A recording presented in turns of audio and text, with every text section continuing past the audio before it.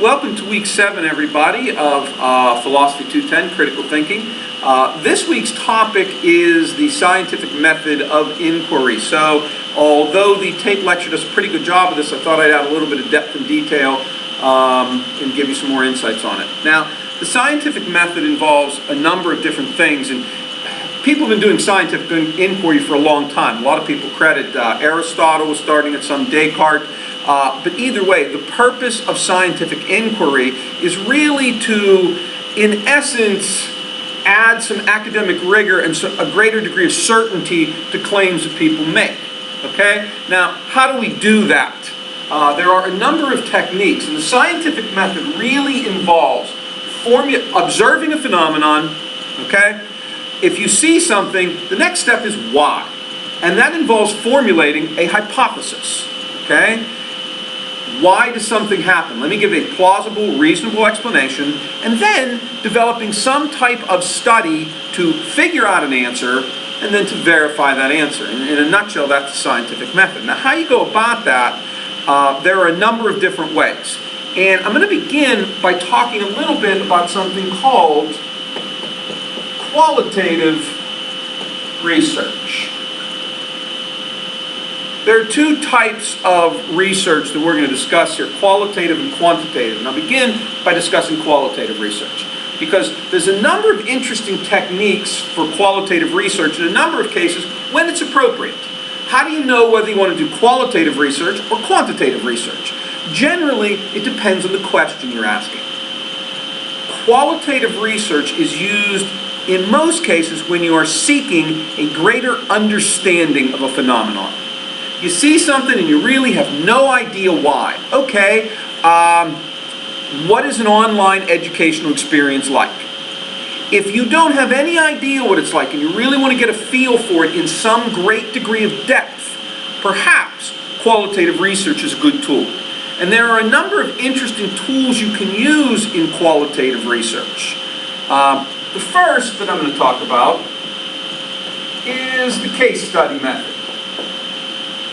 Now, the case study method is interesting in that what you do is you take a small sample, one generally, maybe 2, 3, usually not more than 5, and you do a very in-depth study of these people, this group, whatever. Okay? There are a number of issues that come up when you do case study approaches. One, they tend to be long. They take a lot of time to do. How do you get information from a case study? There are a couple of techniques. One, you can use a focus group, or 2, an in-depth interview. Because what you're looking for in the case study approach is an opportunity for the participants to give you a lot of information. Now, once they give you a lot of information through usually a very open interview process, okay, then the research phase begins where you need to take the data, and usually that's a transcription of the interview or the focus group interview, and you begin to code it for themes. And what you're looking for is some themes to emerge from the data that you collect. Okay? So you can use the case study. Another qualitative method is called an ethnography. In an ethnographic study, which was pioneered in the cultural studies of people like Clifford Geertz many years ago, ethnographic studies are primarily about understanding the culture of something. Like your office, for example. My hunch is where you work, you have a very unique culture. Now, I bet an outsider coming in, looking at how you do things in your office, might perceive that some things seem rather strange and odd. Why do they do it this way? And usually what ethnographic research involves is you, in essence, becoming a part of the culture.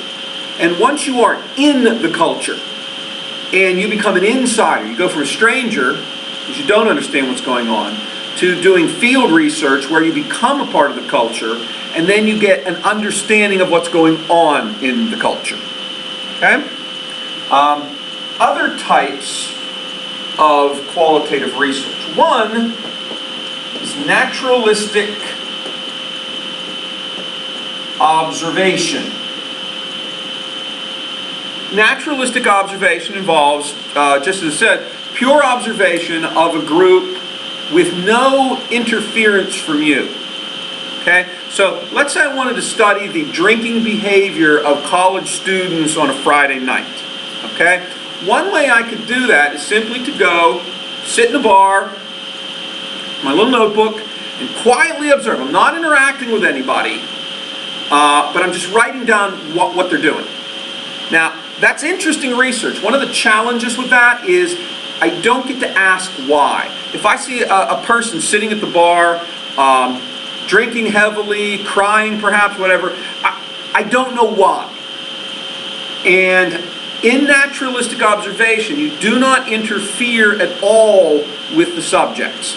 So the challenge in this type of research is you do have to infer everything. I don't know why. Well, I'd have to infer why. I can't ask him. On the other hand, you may wish to engage in what is called, I'll put it up here, participant observation.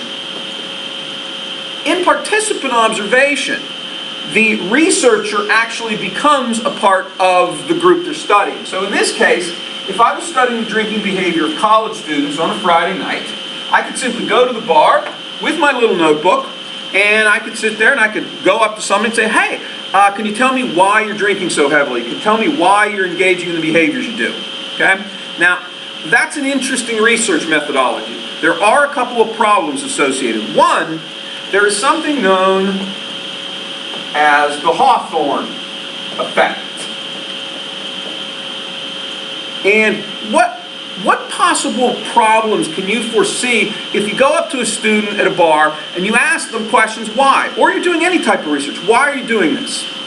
One of the things we notice is people's behavior tends to change. That's what the Hawthorne Effect is. People's behavior tends to change when they know they're being watched. And I know that's true for a fact. Like when I go to my mom's house, she has this nice big sofa and coffee table. Nothing in the world I love more than going into that house, kicking my feet up on her big, expensive, prized coffee table. Now, she hates that. So when my mom is not there, so the other day I had to go out there and I get there, she's not home, so I go in the house, turn on the TV, feet right up on the couch, right? And then I can hear her pull up the driveway, I can hear her get out of the car, still haven't moved. I can hear her coming up the steps. As soon as I begin to hear the knob turn on the door, you know what I did, right? Feet off the coffee table, sitting very nice. She walks in, oh, Mike, blah, blah, blah, right? So my behavior changed because I knew someone was watching me.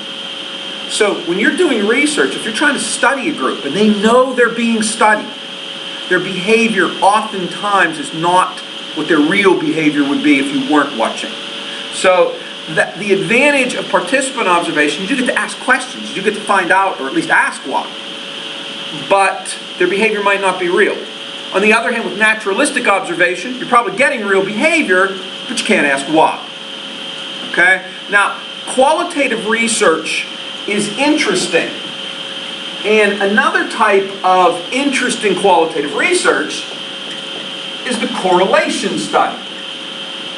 Now, a correlation can be quantitative, can be qualitative, but the real difference for me is that quantitative research, which we'll talk about in a minute, tries to do something qualitative research has trouble doing.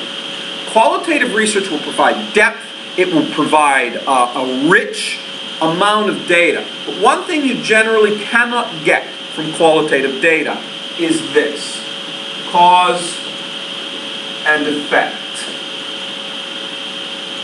If you're trying to prove something and say, this causes this, qualitative research generally will not do that for you. Okay? Correlations, on the other hand, say this: things happen, there is some relationship in that things move together. Okay? For example, what if I had the hypothesis that poverty causes crime? Okay? That seems a reasonable hypothesis to me. How would I test it? Okay? That's a tough thing to research. So one thing I could do is I could take a look at income levels versus crime rates. And let's say after doing all this research, I gather enough data that says as income levels go down, crime rates go up. Okay? My hunch is that's probably true.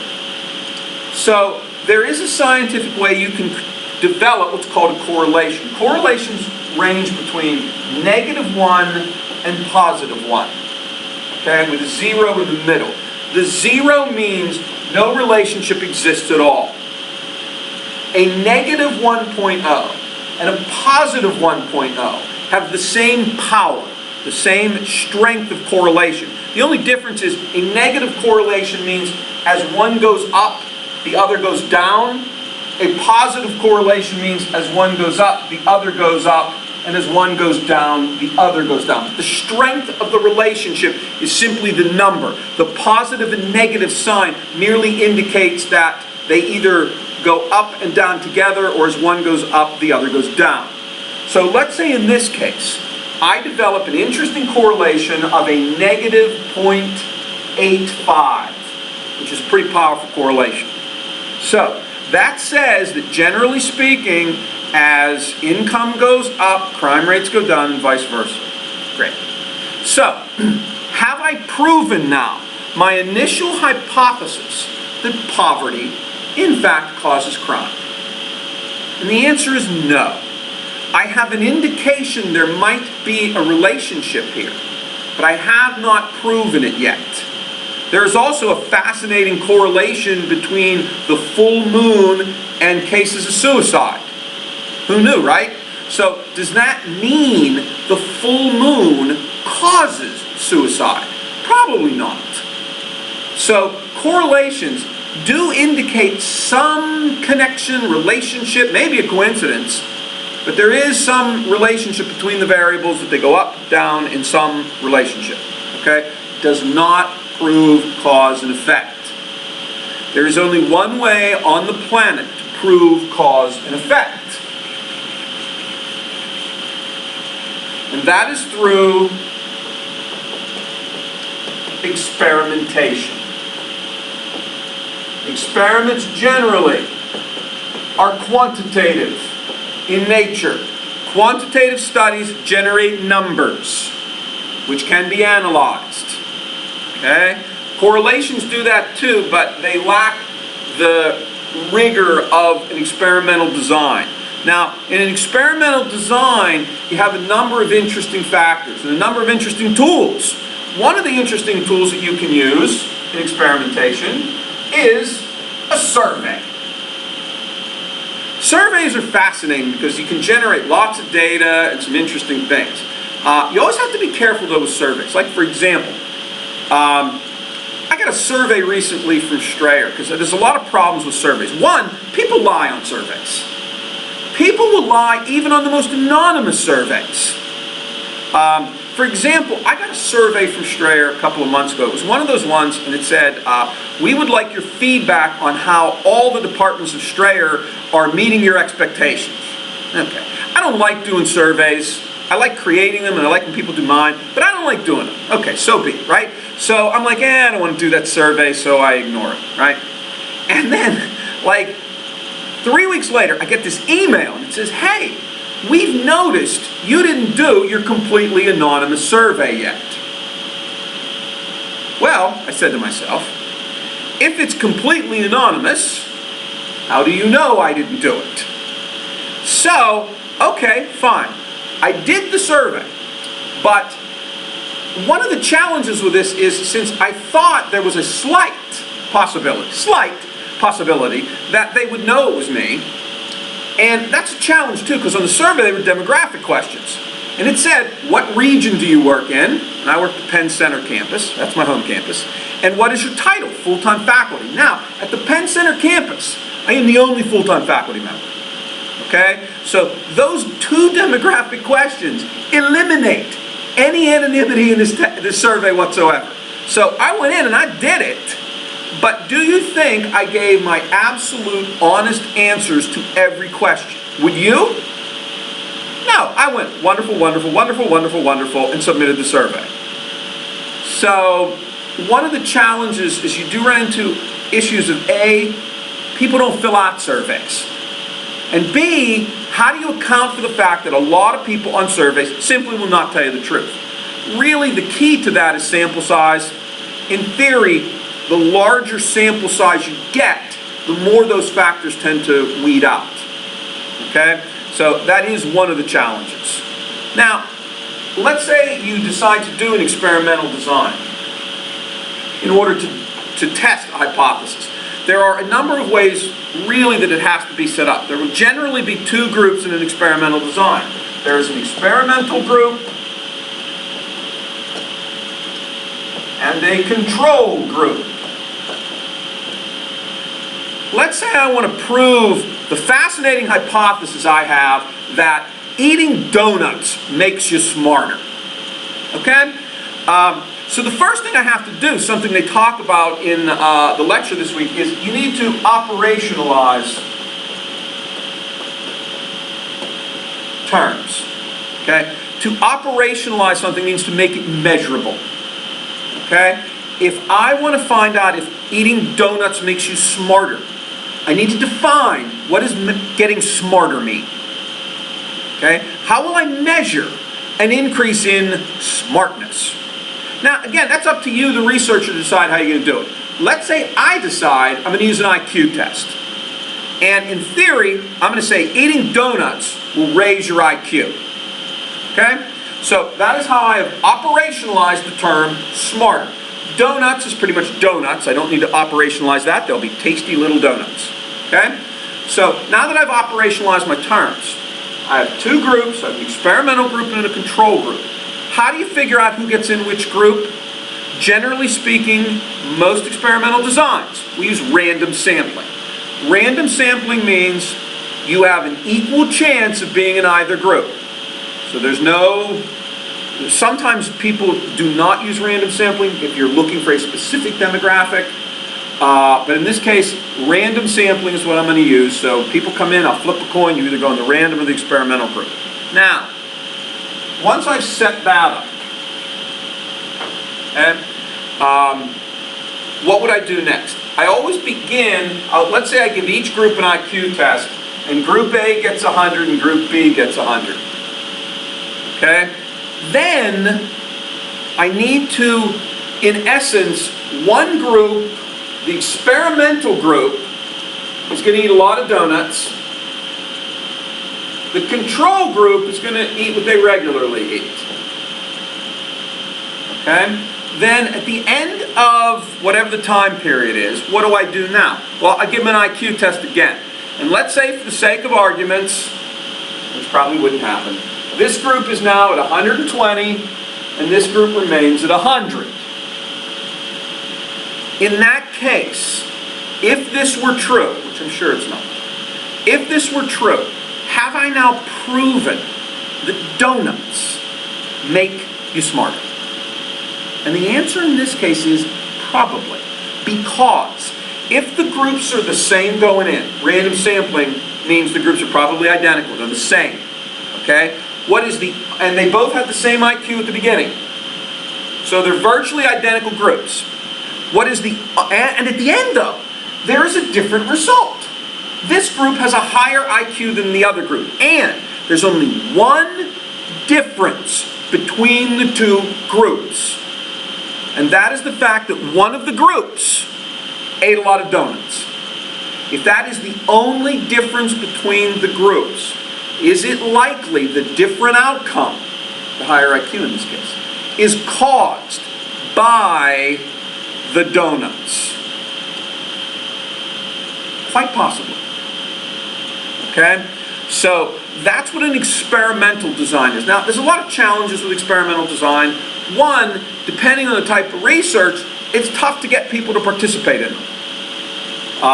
And there's a number of safeguards now put into effect to make sure that people who are subjects of experiments are protected. There's all sorts of fascinating research done in the 40s, 50s, and 60s on people, yielded amazingly interesting results, but did some serious psychological damage and harm to the participants. Generally, most research today does not allow for that. Okay? So, the key takeaways from today's lesson, several types of research primarily falling into two categories. Qualitative, using things like naturalistic observation, participant observation, correlational studies, case studies, ethnographic research, all sorts of interesting stuff on that end. Those tend to be studies that are looking for depth, and they provide interesting information, but the only way you can ever determine cause and effect is through experimental design. Experimental design also has some of its own issues, and in both types of research, you do have to account for the concept of bias. If I go into a research study, and if my hypothesis is, I want to prove donuts make you smarter, because I love donuts, right? If that's my hypothesis going in, is it possible that I might, depending on the type of research, want it to come out that way? And if I do, I might taint the results. You'll see this much more so in qualitative research. Because in qualitative research, I have to interpret it. Like in this study, if the IQ score was, or if the reverse happened, even though I wanted to prove donuts made you smarter, if this group was 100 and this group wound up being 80, as much as I'd like to say that donuts make you smarter, there is clear evidence that in this case, donuts actually made my group dumber. Okay? So it's going to be hard for me to say anything positive about the donuts then, right? But in qualitative research, I have interviews, I have transcripts, and I have to interpret them. And that's a real skill. And if I have some sort of bias going into it that I really want to demonstrate something, bias is it's inherent in all types of research, because everybody comes, very few people come into research with a completely unbiased opinion. Ooh, I just wonder what donuts do. Well, if I didn't care about donuts, why am I doing research on donuts? So I probably have some inherent bias. Being a good researcher, being a good thinker, you need to understand anytime you do research, you probably go into it with some degree of bias. And trying to take your bias out of your research is a key component in both quantitative and qualitative research. Okay? Now, when you do your research papers, which you have coming up in a few weeks, one of the things you want to focus on is making sure that the sources you're using, and for the most of your research, you're not setting up designs like this. You're doing primarily a research on a controversial topic, okay? But understanding the bias of your sources now is going to be critical too. Like if you go into a research paper saying, I want to prove that diets make you fat, okay? You want to do a good job looking at, and it's really hard trying to find unbiased research. That's why we primarily focus our research on scholarly articles. You can find anything on the internet that's going to tell you whatever you want, but anybody can put anything on the internet.